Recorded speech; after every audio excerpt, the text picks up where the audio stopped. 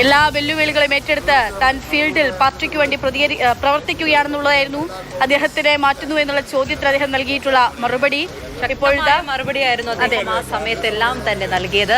താൻ മാറില്ല, വരും തിരഞ്ഞെടുപ്പുകളിലും പാർട്ടിയെ നയിക്കാൻ താൻ ഉണ്ടാകും തുടങ്ങി അതിരൂക്ഷമായ രീതിയിൽ തന്നെ, ശക്തമായ രീതിയിൽ തന്നെ അദ്ദേഹം തുടക്കത്തിൽ പ്രതികരിച്ചിട്ടുണ്ടായിരുന്നു. അതിനുശേഷം അദ്ദേഹത്തിന്റെ പല പ്രതികരണങ്ങളും ചോദിക്കുമ്പോൾ സമയമുണ്ട്, വരും എന്ന തലത്തിൽ പുതിയ അദ്ദേഹം മാധ്യമങ്ങളോട് സംസാരിക്കാത്ത രീതിയിൽ നിന്ന് മാറുമ്പോൾ പോലും മറ്റൊരു തലത്തിൽ വലിയ രീതിയിലുള്ള ചർച്ചകൾ മുന്നിലേക്ക് പോവുകയായിരുന്നു.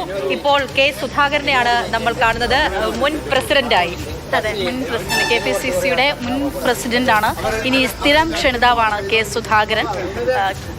കണ്ണൂരിന്റെ സിംഹം, അങ്ങനെയാണ് കെ സുധാകരനെ വിശേഷിപ്പിക്കാറ് കോൺഗ്രസ് പ്രവർത്തകരൊക്കെയും. അദ്ദേഹത്തിന്റെ ആ സ്ഥാനത്ത് നിന്ന് മാറുകയാണ്. കോൺഗ്രസ് വലിയ തോതിൽ ഗ്രൂപ്പ് സമവാക്യങ്ങൾ കോൺഗ്രസിൽ നിലനിന്നിരുന്ന സമയത്താണ് സുധാകരനും സതീശനും കോൺഗ്രസിന്റെ നേതൃനിരയിലേക്ക് വരുന്നത്.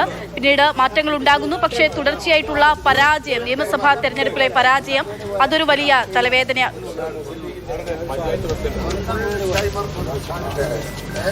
എല്ലാ കാര്യങ്ങളും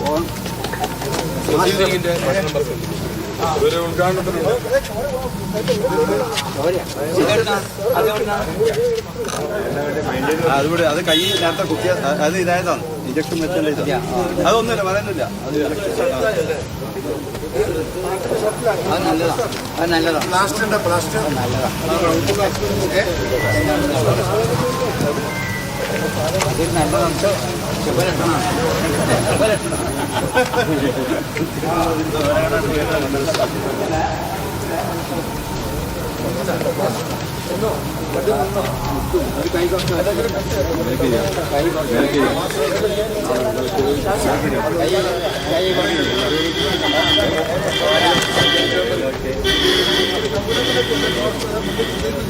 കൈ താഴ്ത്തി പിടിക്കണം,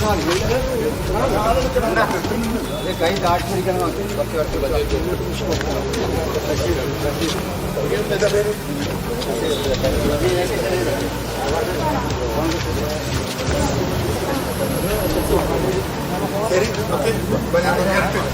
അതുകൊണ്ട് കേറിട്ട്